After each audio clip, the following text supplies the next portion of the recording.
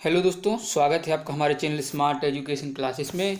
तो देखिएगा, आपके लिए हमेशा की तरह यह सीरीज चलती रहेगी। अभी थोड़ा वैक्सीनेशन की वजह से लेट हो रहे हैं वीडियोस, बाकी आपको वीडियो कंटिन्यू मिलते रहेंगे। तो आज का हमारा हिस्ट्री का जो टॉपिक है वो है भारतीय राष्ट्रीय आंदोलन, जिसमें आज हम थोड़ी दो तीन चीज़ें पढ़ेंगे। जिसमें प्रांतीय चुनाव जो आपके 1937 में होते हैं, उसके बाद मंत्रिमंडल का गठन, और साथ ही कांग्रेस, समाजवादी पार्टी और त्रिपुरी अधिवेशन के बारे में पढ़ने वाले हैं। और ये आपका 12वां वीडियो रहेगा इस सीरीज का। और साथ ही अगर आपने अन्य प्लेलिस्ट के लिंक आपने नहीं देखे हैं वीडियोस, तो मिल जाएगा डिस्क्रिप्शन में, एक बार जाइए, उनको जरूर देखिएगा। जूनियर एडेड भर्ती के लिए वीडियो है आपका। ये सारे वीडियोज आपके पेपर 1 में काम आएंगे, और साथ ही जो एसएसटी का पेपर 2 देंगे उनके भी काम आने वाले हैं। तो वीडियो को लाइक शेयर करिएगा, चैनल को सब्सक्राइब नहीं किए तो सब्सक्राइब भी करिएगा। ये आपकी बुक्स हैं जिनसे आपको कंटेंट दिया जा रहा है। तो देखिए, शुरुआत करते हैं। जहाँ भी एक्सप्लेनेशन की जरूरत पड़ेगी बिल्कुल की जाएगी। तो देखिए, किस अधिनियम के द्वारा जो है भारत में प्रांतीय चुनाव करवाने का जो है प्रावधान किया गया, तो वो था आपका भारत शासन अधिनियम 1935। ये वही अधिनियम है जिससे हमारे संविधान में जो है कई चीज़ें बिल्कुल ज्यों की त्यों रख दी गई थी, क्योंकि इसमें काफ़ी चीज़ें जो थी जो हमारे काम की थी, और एक बड़ा हिस्सा हमने अपने संविधान में इससे ले लिया था। ठीक है। दूसरा प्रश्न दिया गया है कि भारत शासन अधिनियम 1935 के अंतर्गत भारत में प्रांतीय चुनाव किस वर्ष संपन्न हुए, तो ये 1937 में जो है संपन्न होते हैं। आपके प्रांतीय चुनाव 1936-37 में जो है चलते हैं। और चुनाव में कुल कितने प्रांतों में होती हैं, तो वो हम आगे देखते हैं। वर्ष 1937 के चुनावों में कांग्रेसों द्वारा बहुमत प्राप्त जो प्रांत हैं उनकी संख्या रहती है 5, याद रखिएगा। और कांग्रेस ने 11 प्रांत, यानी कि कुल चुनाव हुए थे 11 प्रांतों में, तो उनमें से 8 प्रांतों में जो सरकार बनाई थी। पंजाब में इनकी सरकार बनी थी मुस्लिम लीग तथा यूनिस्ट पार्टी ने, और बंगाल में जो है कृषक प्रजा पार्टी तथा मुस्लिम लीग ने मिलकर संयुक्त सरकार का गठन किया हुआ था। 1937 में हुए प्रांतीय चुनाव के बाद कांग्रेस ने कुल कितने माह तक शासन किया, इंपोर्टेंट है। तो कुल 28 माह तक जो है इन्होंने शासन किया हुआ था। चलिए, और देखिए, वर्ष 1938 में भारतीय राष्ट्रीय कांग्रेस की जो हरिपुरा गुजरात में पड़ता है, याद रखिएगा, इस अधिवेशन की अध्यक्षता सुभाष चंद्र बोस जी ने की थी 1938 में।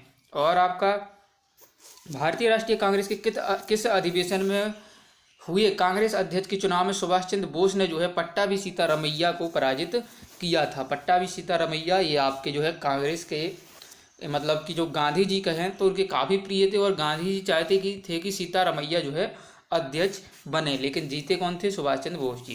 त्रिपुरी अधिवेशन था 1939 का। सुभाष चंद्र बोस ने त्यागपत्र के पश्चात जो है भारतीय राष्ट्रीय कांग्रेस का अध्यक्ष कौन बना, तो इसके बाद जो है बनते हैं डॉक्टर राजेंद्र प्रसाद जी। और कांग्रेस छोड़ने के पश्चात सुभाष चंद्र बोस जी ने वर्ष 1939 में एक दल की स्थापना की, जिसे हम फॉरवर्ड ब्लॉक कहते हैं। तो बात करें नेताजी की, सुभाष चंद्र बोस जी की, तो उनके बारे में 2-4 बातें हम एक्स्ट्रा जान लेते हैं जो आपके काम आएंगी। तो देखिएगा, नेताजी सुभाष चंद्र बोस जी के नाम काफ़ी लोकप्रिय है। उनका जन्म होता है आपका, देखिए, 23 जनवरी को इनका जो जन्म होता है, ठीक है ना, 1897 में। ठीक है, 1897 तारीख याद रखिएगा। तो इनका कटक में जन्म होता है। और एक करंट का क्वेश्चन आपको बता दें कि जो इंडियन गवर्नमेंट है, भारत सरकार है, उसने इनके जन्म दिवस को पराक्रम दिवस के रूप में मनाने की घोषणा की है। तो ये क्वेश्चन जरूर आपके एग्जाम में आ सकता है, ठीक है ना। और उन्होंने सन 1920 में जो है भारतीय सिविल सेवा की परीक्षा भी पास की थी, लेकिन उन्होंने उसे गांधी जी का जो असहयोग आंदोलन चला था 1920-22 में, तो उसके आह्वान पर इन्होंने छोड़ दिया था। और उन्होंने जवाहरलाल नेहरू के साथ भी भारत के लिए कई जो है लीग की स्थापना की है। 1938 में ये हरिपुरा अधिवेशन के अध्यक्ष रहे हैं, और 1939 में ये त्रिपुरी जो जबलपुर में अधिवेशन होता है उसके भी अध्यक्ष रहते हैं। लेकिन क्या होता है कि गांधी जी के मतभेद के कारण जो है उन्हें त्रिपुरी सत्र में अध्यक्ष पद से इस्तीफा देना पड़ता है। बाद में आपके राजेंद्र प्रसाद जी अध्यक्ष बन जाते हैं, ठीक है। चलिए, और 1939 में यह फॉरवर्ड ब्लॉक हमने आपको बता ही दिया है। और वहीं सन 1941 में यह बर्लिन भागकर जो है हिटलर से मिलने चले जाते हैं। और 1943 में उन्होंने सिंगापुर में भारतीय राष्ट्रीय सेना का कार्यभार भी संभाला, और वहां पर उन्होंने एक भारतीय अंतरिम सरकार की भी स्थापना की। इनका एक नारा पूछा जाता है कि दिल्ली चलो का नारा किसने दिया, तो आपका सुभाष चंद्र बोस जी ने। महात्मा गांधी जी को राष्ट्रपिता भी इन्होंने कहा है, और जय हिंद का नारा भी इन्होंने दिया है। और इनकी आत्मकथा जो है वो है द इंडियन स्ट्रगल, इनकी आत्मकथा है। और 18 अगस्त 1945 को एक विमान दुर्घटना में जो है इनकी मृत्यु हो जाती है। तो ये सारी चीज़ें जो है आपको याद रखनी है, काफ़ी इंपॉर्टेंट है। वीडियो रिवाइज करके भी पुनः सुन सकते हैं। चलिए, लॉर्ड लिनलिथगो जो है उसने द्वितीय विश्व युद्ध में कांग्रेस का सहयोग प्राप्त करने के लिए उनके समक्ष एक प्रस्ताव रखा, जिसे अगस्त प्रस्ताव कहते हैं। 8 अगस्त 1940 से ये था और इसका नाम इसे दिया गया था, ठीक है ना। और बात करें लॉर्ड लिनलिथगो की, तो भारत के वायसराय के रूप में इसका सबसे लंबा शासनकाल रहा था लॉर्ड लिनलिथगो का, ठीक है ना। और द्वितीय विश्व युद्ध की शुरुआत इसके समय होती है। भारत सरकार अधिनियम 1935 भी ये लागू करता है, ठीक है ना। इसी के समय जो है क्रिप्स मिशन का आगमन होता है और भारत छोड़ो आंदोलन की भी शुरुआत हो जाती है, ठीक है ना, क्योंकि ये 44 तक रहता है। और बंगाल में अकाल भी जो 1943 का इसी के समय ही पड़ता है। तो सारी चीज़ें काफ़ी सीमित क्षेत्र में हमने आपको बताई हैं, तो याद रखिएगा। देखिए, क्रांतिकारी समाजवादी पार्टी, जिसे हम आरएसपी भी कहते हैं, तो इसके संस्थापक थे WC बनर्जी और स्थापना होती है 19 मार्च 1940 को बंगाल में। इसका उद्देश्य होता है कि अंग्रेजों को शक्ति के द्वारा भारत से बाहर निकालकर देश में समाजवाद की स्थापना करना। इस पार्टी ने त्रिपुरी कांग्रेस अधिवेशन में सुभाष चंद्र बोस का समर्थन किया था तथा भारत छोड़ो आंदोलन का स्वागत भी किया हुआ था। चलिए, ये हो गया है ना। इसके बाद देखते हैं 1937 के जो प्रांतीय चुनाव हुए थे, इनमें प्रधानमंत्री कह सकें या नियुक्त किए गए थे, तो असम क्षेत्र में नियुक्त किया गया था मोहम्मद सादुल्ला जी हुए थे नियुक्त, और बिहार में श्री कृष्ण सिन्हा, बंगाल में फजलुल हक, उड़ीसा में BN दास, उत्तर पश्चिमी प्रांत की बात करें तो डॉक्टर खान साहब, संयुक्त प्रांत जो गोविंद वल्लभ पंत, आपका उत्तर प्रदेश का पुराना नाम है और ये पहले मुख्यमंत्री भी बनते हैं उत्तर प्रदेश के। अपने मध्य प्रांत में थे NV खरे, बम्बई में VG खरे, मद्रास की बात करें तो C राजगोपालाचारी, और इन्होंने यहीं पर जो है नमक कानून भी चलाया था। सिंध में अल्लाह बख्श और पंजाब में सिकंदर हयात खां। चलिए, वीडियो लाइक शेयर भी किया करें। वर्ष 1934 में जो है पटना में अखिल भारतीय कांग्रेस समाजवादी पार्टी का संयोजक कौन था, तो वो थे जयप्रकाश नारायण। और जयप्रकाश नारायण को जो है लोकनायक भी कहा जाता है और इन्होंने बिहार सोशलिस्ट पार्टी की स्थापना की थी। और वर्ष 1937 के चुनाव में जो है के पश्चात संयुक्त प्रांत में गठित जो है मंत्रिमंडल में वित्त विभाग के प्रमुख कौन थे, तो वो थे रफ़ी अहमद किदवई। और कांग्रेस समाजवादी दल का जो है प्रमुख कौन था, तो वो थे आचार्य नरेंद्र देव। और कांग्रेस सोशलिस्ट पार्टी की पहली बैठक हुई थी आपकी पटना बिहार में 1934 में। चलिए, आगे देखते हैं फॉरवर्ड ब्लॉक के बारे में याद रखिएगा। इसके संस्थापक हैं आपके नेताजी जो हैं सुभाष चंद्र बोस जी, और इसकी स्थापना 3 मई 1939 को मूकर उन्नाव में होती है। और इसका उद्देश्य रहता है कि सभी साम्राज्यवादी विरोधी शक्तियों को संगठित करना और अनिवार्य संघर्ष की पूर्ति हेतु तत्पर करना। और इसके अन्य उद्देश्य की बात करें तो देवव्रत विश्वास, इसके अन्य सदस्य जो है इसके देवव्रत विश्वास इसके महासचिव रहते हैं, विशंबर दयाल त्रिपाठी इसके राष्ट्रीय मंत्री तथा स्वामी सहजानंद, इन तीनों का संबंध जो है आपके फॉरवर्ड ब्लॉक से है। चलिए, अगली किताब की तरफ बढ़ते हुए वीडियो लाइक करते हैं। अब देखिए, Congress socialist party 1934। Congress socialist party की पहली बैठक 1934 पटना में होती है और MN रॉय, गणेश शंकर विद्यार्थी और पट्टम ताड़ू जो है पिल्लई तथा आचार्य नरेंद्र देव में से कांग्रेस समाजवादी दल का प्रमुख नेता कौन था, तो वो थे आचार्य नरेंद्र देव। और वर्ष 1934 में जो है पटना में अखिल भारतीय राष्ट्रीय कांग्रेस समाजवादी पार्टी का संयोजक कौन था, तो वो जयप्रकाश नारायण, जिन्हें लोकनायक भी हम कहते हैं। और 1934 कांग्रेस समाजवादी पार्टी का गठन जयप्रकाश नारायण एवं आचार्य नरेंद्र देव के द्वारा किया गया था और इसके संस्थापक बिहार सोशलिस्ट पार्टी के जयप्रकाश नारायण थे। लोकनायक के नाम से जयप्रकाश नारायण को बुलाते हैं और जयप्रकाश दिवस अप्रैल 1946 में मनाया गया था। और श्री नरसिंह देव नारायण थे एक समाजवादी। और क्या कथन सही है कि 1936 में जो है हस्तांतरित बम्बई मैनिफेस्टो प्रत्यक्ष रूप से समाजवादी आदर्शों के प्रतिपादन का विरोधी था और इसको समस्त भारत में बृहत व्यापारिक समुदाय का सहयोग मिला हुआ था।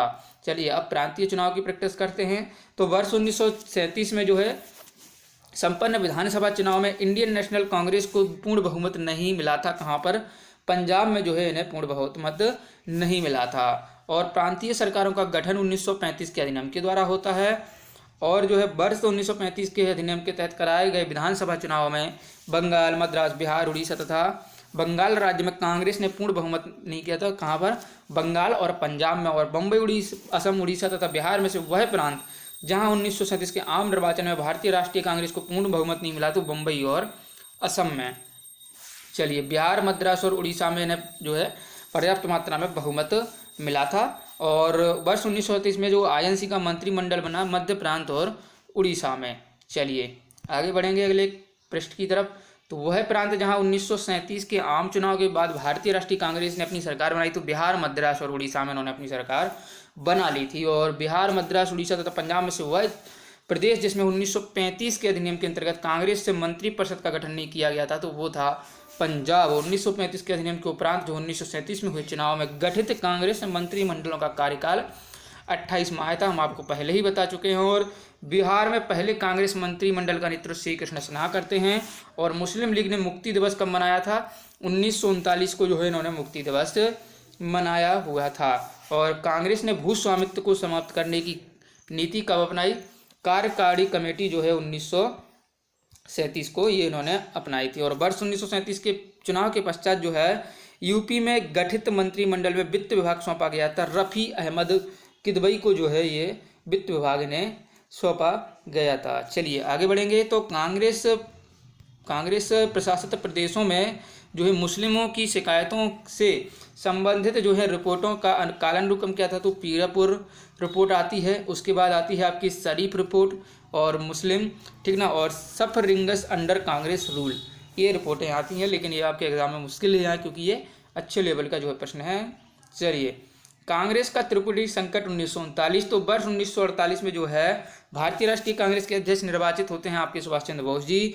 और हरिपुरा अधिवेशन जो है उसकी अध्यक्षता भी वही करते हैं। और हरिपुरा जहाँ पर भारतीय राष्ट्रीय कांग्रेस का वार्षिक अधिवेशन 1938 में सुभाष चंद्र बोस की अध्यक्षता में होता है, वह है आपका हरिपुरा। कहाँ है? गुजरात में ये पड़ता है। और 1939 में जो है सुभाष चंद्र बोस को कांग्रेस का अध्यक्ष चुना जाता है त्रिपुरी, जो कि आपका जबलपुर में पड़ता है। और ये दूसरी बार अध्यक्ष बनते हैं त्रिपुरी में। और भारतीय राष्ट्रीय कांग्रेस का वह अधिवेशन जिसमें आईएनसी के चुनाव में सुभाष चंद्र बोस जी ने जो है पट्टाभी सीतारामैया को पराजित किया था, तो वो था आपका त्रिपुरी अधिवेशन 1939। सुभाष चंद्र बोस के त्यागपत्र के पश्चात कौन? राजेंद्र प्रसाद जी बनते हैं अध्यक्ष। और कांग्रेस के त्रिपुरी अधिवेशन के पश्चात सुभाष चंद्र बोस और दक्षिण परिस्थिति का समस्त झगड़ा जिस प्रश्न पर केंद्रित हो गया था, वह था कांग्रेस की कार्यकारिणी समिति का गठन। वह भारतीय राष्ट्रवादी नेता जिसने जर्मनी और ब्रिटेन के बीच युद्धों को ऐसे ईश्वर प्रदत्त अवसर के रूप में देखा जिसमें भारतीयों को उस स्थिति का अपने हित में लाभ उठाने का मौका मिला, तो ये देखा था आपके सुभाष चंद्र बोस जी ने। तो ये था आपके इसमें 3-4 टॉपिक जो है हमने कवर किए हुए हैं। प्रांतीय चुनाव, त्रिपुरी अधिवेशन और कांग्रेस समाजवादी पार्टी। तो काफ़ी जो है वीडियोज़ में काफ़ी चीज़ें होती हैं, बस आपको ध्यान रखना है आपके एग्जाम तक, आपका एग्जाम निकलना चाहिए, बस हम तो यही चाहते हैं। तो वीडियो को लाइक करिए, शेयर करिए, चैनल को सब्सक्राइब नहीं किए हैं तो सब्सक्राइब भी कर दीजिएगा। मिलेंगे अगले वीडियो में। धन्यवाद। जय हिंद, जय भारत।